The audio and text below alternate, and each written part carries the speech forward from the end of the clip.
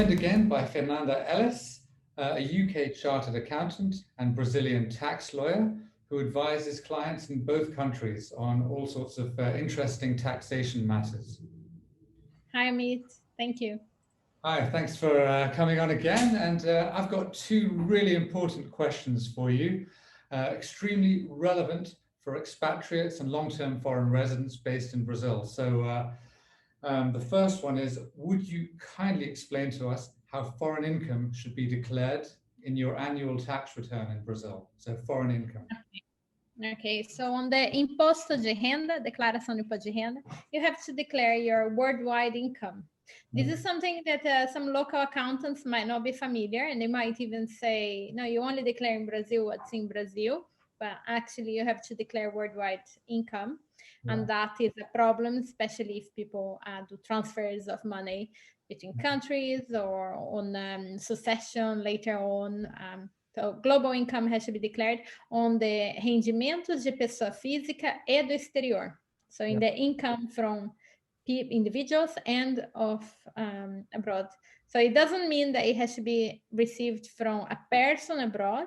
It just means that it was received by someone that does not have a company registration number in Brazil. Okay. So it goes in the same area. Rendimentos, pessoa física e do exterior. So you declare monthly there. And then if you pay any tax in Brazil on that, you also declare the tax that was paid. If you have done the monthly tax payment as well, you declare on that session. Okay, and that means people who have come to Brazil to have a digital nomad lifestyle, for people who've stayed for more than 6 months, right, or 183 days, and if they're working remotely for, let's say, a UK or German or American company, they would also now be required to make that declaration, right?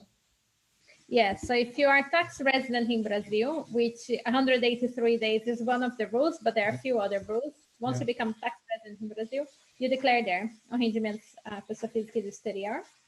And you declare your worldwide salary or maybe a pension that you receive, or maybe dividends from a foreign company.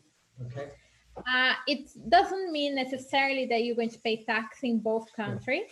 Sure. As an example, with the UK, they allow compensation of UK tax. So someone that is on a higher rate tax in the UK, say someone on 100K salary, 100,000 pounds in the UK, once you put that into a Brazilian tax return, there is no tax, no additional tax to be paid in Brazil.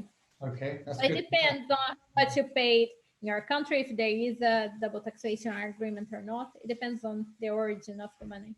Okay, good stuff. So that's income.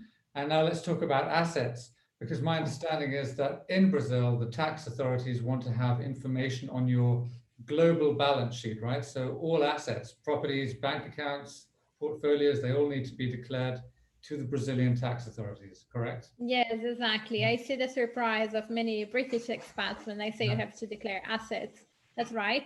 It doesn't mean that you're going to be taxed, but it does mean that you have to say where your bank accounts are, balances that you had on the bank account as at the end of last year and as at the end of this year.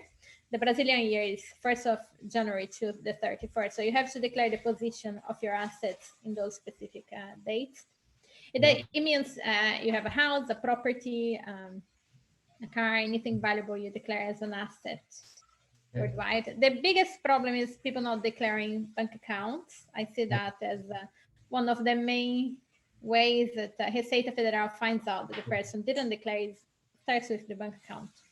Yeah, because bank accounts are all sharing information, right, with their jurisdictions, and those jurisdictions are sharing that information with the OECD, with the Common Reporting Standards.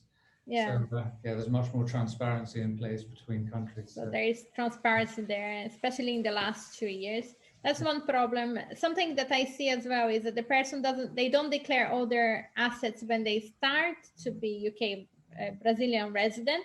Sure. So that means later on, it's a lot harder to justify how you acquired that property.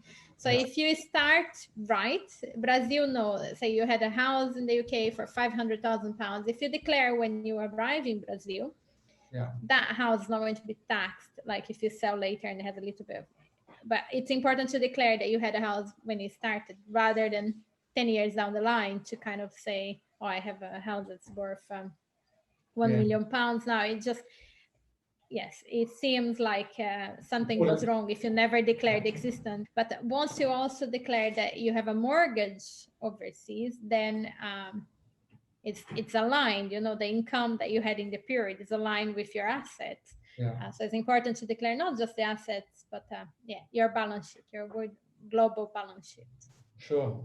Thank you very much, Fernanda, and thanks for tuning in to all our viewers, and details of how to get in touch with both of us are in the description of the video below. Thank you very much. Cheers. Okay, thank you. Thank you.